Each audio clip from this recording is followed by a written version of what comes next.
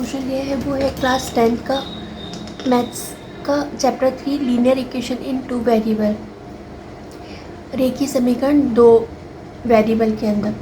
तो यहाँ पे एक क्वेश्चन है, ये इंपॉर्टेंट क्वेश्चन है, बोर्ड में भी आया है।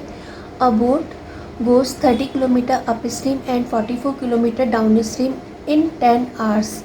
एक जो नाव है वो अप स्ट्रीम मतलब धारा की विरुद्ध दिशा में, जिस डायरेक्शन में नदी बह रही है, धारा बह रही है, उसके अपोजिट डायरेक्शन में 30 किलोमीटर जाती है और 44 kilometre downstream in 10 hour, और धारा की दिशा में 44 किलोमीटर, ये दोनों जो है वो दोनों जो डिस्टेंस कवर करती है वो 10 आवर्स में कवर करती है। द सेम बोट, वही बोट जो है वो 40 किलोमीटर अप स्ट्रीम, 40 किलोमीटर धारा की विपरीत दिशा में और 55 किलोमीटर डाउन स्ट्रीम धारा की दिशा में 13 आवर्स में जाती है। दोनों को मिला करके 13 आवर्स में जाती है। On this information some student guessed the speed of the boat is still water is, यहाँ पर इन आएगा, in still water is 8.5 kilometre per hour and the speed of the stream as 3.8 kilometre per hour. Do you agree with their guess? Explain what do we learn from the incident. तो इस घटना से अपन क्या समझते हैं। तो बाद में अपने को ये दे रखा है, अपन जो आंसर निकालेंगे वो आंसर ये आ रहा है या नहीं आ रहा। तो स्टूडेंट ने जो गैस किया था वो सही है या नहीं है, एक तो अपने को ये बताना है, फिर अपने को ये जो इंसिडेंट हुआ उससे अपने को क्या पता चलता है। तो अगर कोई भी बोट जो है वो धारा की दिशा में जा रही है, तो उसकी स्पीड बढ़ जाएगी, और धारा की विपरीत दिशा में जा रही है तो धारा की विपरीत दिशा में जाने पर उसकी स्पीड बढ़ जाएगी। तो कम हो रही है, कम के लिए अपन माइनस करेंगे, और ज़्यादा हो रही है तो ज़्यादा के लिए प्लस करेंगे। जैसे कि अपन ने बोट की जो स्पीड मान ली वो x मान ली, और जो स्ट्रीम दे रखी है, धारा जो दे रखी है उसकी स्पीड y मान ली। ठीक है, तो अगर अप स्ट्रीम जा रही है तो वो x माइनस वाई हो जाएगा, उसकी स्पीड x माइनस वाई हो जाएगी, अप स्ट्रीम बोट की स्पीड x माइनस वाई हो जाएगी, और जब डाउन स्ट्रीम जा रही है तो बोट की जो स्पीड हो जाएगी वो x प्लस वाई हो जाएगी। अब अपन क्वेश्चन को सॉल्व करते हैं। इनका सॉल्यूशन है कि let the speed of boat, जो बोट की स्पीड मानी है अपन ने स्टिल वाटर में, मतलब कि रुके हुए पानी में कितनी होगी, तो वो दे रखी है, अपन ने मानी है कि x किलोमीटर पर आवर।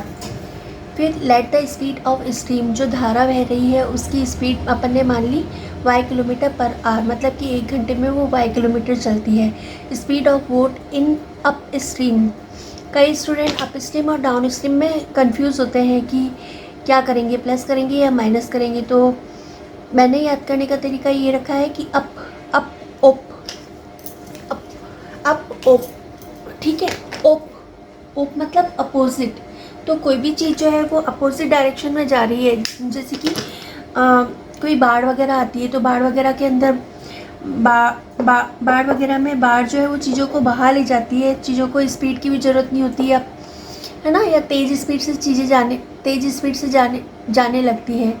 तो उसी डायरेक्शन में बह रही है तो स्पीड बढ़ जाएगी, और उसके अपोजिट डायरेक्शन में जा रही है। जैसे कि पानी तो इस डायरेक्शन में बह रहा है और वो नाव जो है वो इस डायरेक्शन में जाएगी, उसके अपोजिट डायरेक्शन में जाएगी, तो उसको एक्स्ट्रा प्रेशर लगाना पड़ेगा। एक्स्ट्रा प्रेशर की वजह से उसकी जो एक्स्ट्रा वर्क करना पड़ेगा, तो एक्स्ट्रा वर्क की वजह से उसकी स्पीड कम हो जाएगी। ठीक है, तो अप स्ट्रीम मतलब कि धारा की विपरीत दिशा में, तो धारा की विपरीत दिशा में जो स्पीड हो जाएगी बोट की वो x माइनस वाई हो जाएगी। ठीक है, अपोजिट मतलब विपरीत। ठीक है, अप स्ट्रीम के अंदर धारा की विपरीत दिशा में, तो x minus y kilometre per hour हो जाएगी। स्पीड की जो यूनिट दे रखी है वो किलोमीटर पर आवर दे रखी है। फिर speed of boat in down stream मतलब कि धारा की दिशा में, तो धारा की दिशा में जो हो जाएगी वो x plus y kilometre per hour हो जाएगी। फिर time taken to cover 30 kilometre upstream, 30 kilometre धारा की विपरीत दिशा में जाने पर धारा की विपरीत दिशा में जाने पर कितना टाइम लगेगा।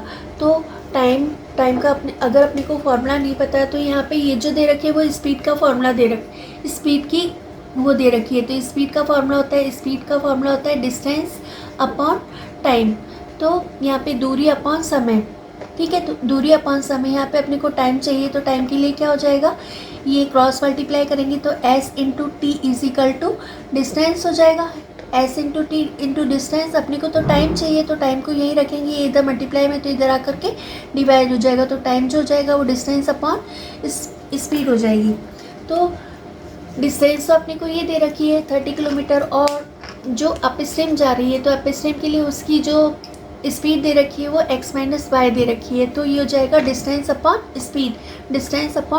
स्पीड, और टाइम का जो यूनिट होती है वो आवर्स होती है। तो यहाँ पे इसकी यूनिट आवर्स लिख गई। फिर time taken to cover 44 kilometre downstream मतलब कि धारा की दिशा में। तो धारा की दिशा में स्पीड बढ़ जाएगी। तो अपन ने प्लस किया था, ऊपर x प्लस वाई माना है, और टाइम का फॉर्मूला जो दे रखा है डिस्टेंस अपॉन स्पीड। तो डिस्टेंस अपने को ये 44 किलोमीटर दे रखी है, और स्पीड जो दे रखी है वो x प्लस वाई दे रखी है। तो और टाइम की जो यूनिट होती है वो आवर्स होती है। तो एक ही बार में वो पहले तो 30 किलोमीटर धारा की विपरीत दिशा में जाती है, और 44 किलोमीटर धारा की दिशा में जाती है। तो दोनों को मिला करके उसको जो टाइम लगता है वो 10 आवर्स का लगता है, ठीक है। तो दोनों को मिला करके, तो दोनों टाइम को अपने को प्लस करना पड़ेगा। तो दोनों टाइम को अपन ने प्लस किया तो ये किसके बराबर हो गई, 10 के बराबर हो गई। तो फर्स्ट इक्वेशन तो ये आ गई। अब सेकंड इक्वेशन इसी प्रकार बनाएंगे। तो वो जो स्पीड अप स्ट्रीम और डाउन स्ट्रीम स्पीड की जो बोट की जो स्पीड है वो तो ये सेम रहेगी, ठीक है। तो time taken to cover 55 kilometre, second statement जो दे रखा था वो ये दे रखा था। तो 55 किलोमीटर अप स्ट्रीम जाने पर कितना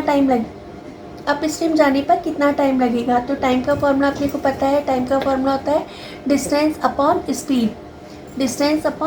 तो डिस्टेंस तो दे रखी है अपने को 55 किलोमीटर, और स्पीड जो दे रखी है वो डाउन स्ट्रीम है। तो डाउन स्ट्रीम में धारा की दिशा में उसकी स्पीड बढ़ेगी कब, जब अपन प्लस करेंगे। तो ये हो जाएगा x प्लस वाई आवर्स।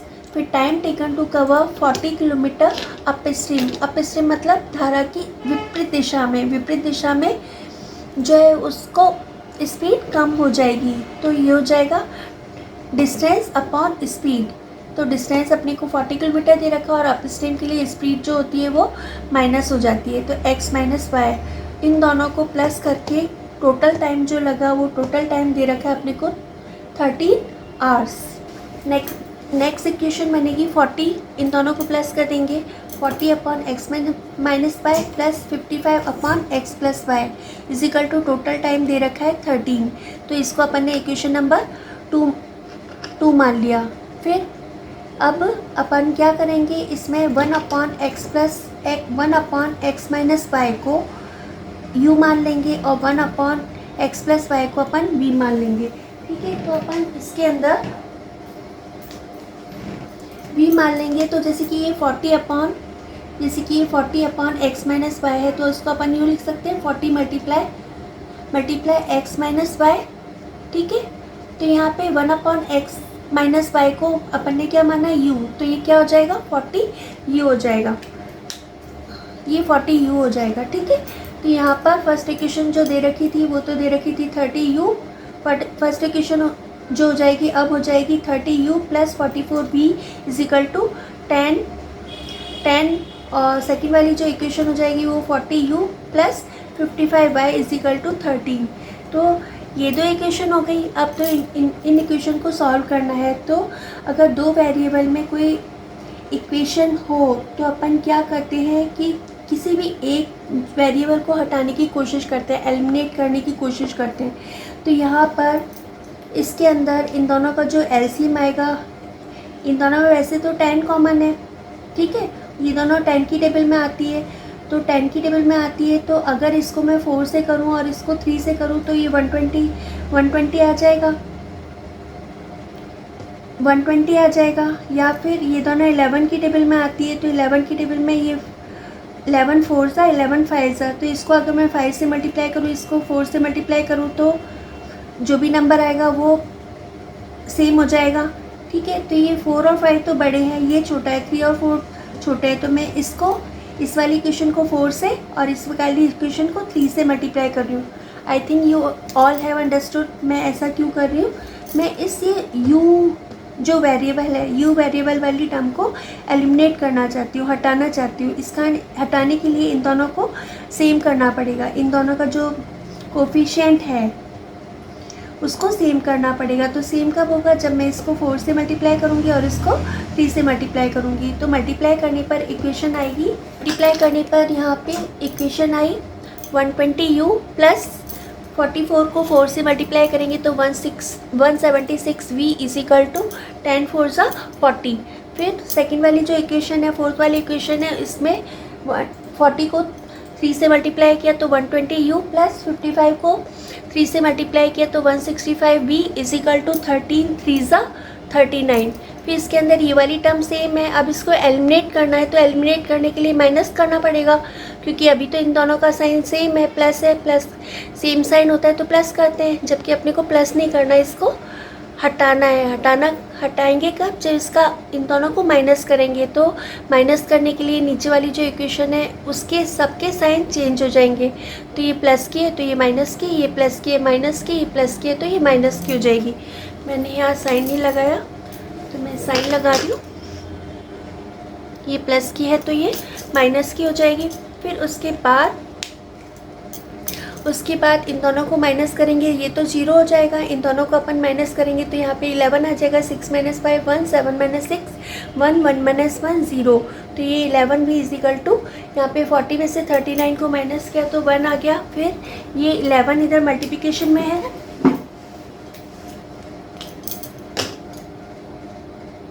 11 इधर मल्टीप्लिकेशन में इधर आकर के डिवीज़न में हो जाएगा। तो b की जो वैल्यू हो जाएगी वो b की वैल्यू जो हो जाएगी वो 1/11 हो जाएगी। फिर पुटिंग द वैल्यू ऑफ, फिर अपन क्या करेंगे, b की वैल्यू जो है वो किसी भी इक्वेशन में रख देंगे। अपने पास दो इक्वेशन है, इक्वेशन नंबर 3 और इक्वेशन नंबर 4।